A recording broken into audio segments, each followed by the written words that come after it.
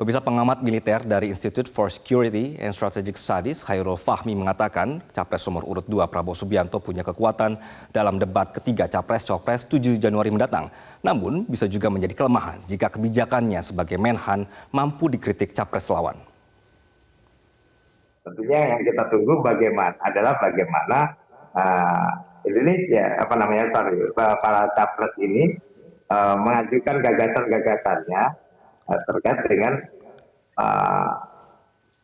tagar seperti apa yang akan kita bangun. Yang kemudian juga penting dalam hal itu adalah karena para capres ini juga ketiganya menyinggung soal pembangunan postur dan pertahanan, ya tentu yang ingin kita lihat adalah elaborasi terkait dengan bagaimana gagasan pembangunan kekuatan pertahanan itu dikaitkan secara komprehensif dengan perkembangan lingkungan strategis, ya, di era yang penuh ketidakpastian, penuh resiko, yang kompleks dan ambigu ini. Pak Prabowo karena dia merupakan bagian dari pemerintahan saat ini, ya dia tentu keunggulan beliau adalah pengalaman, ya. Pengalaman membuat kebijakan, pengalaman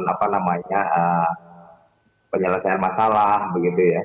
Tapi di sisi lain tentu juga setiap namanya kebijakan, masalah pasti berpotensi dikritik, ya, mendapat kritik dan catatan-catatan begitu, sehingga ya tentu itu juga membuat beliau akan berpotensi menjadi tataran serangan dari kandidat-kandidat yang lain begitu.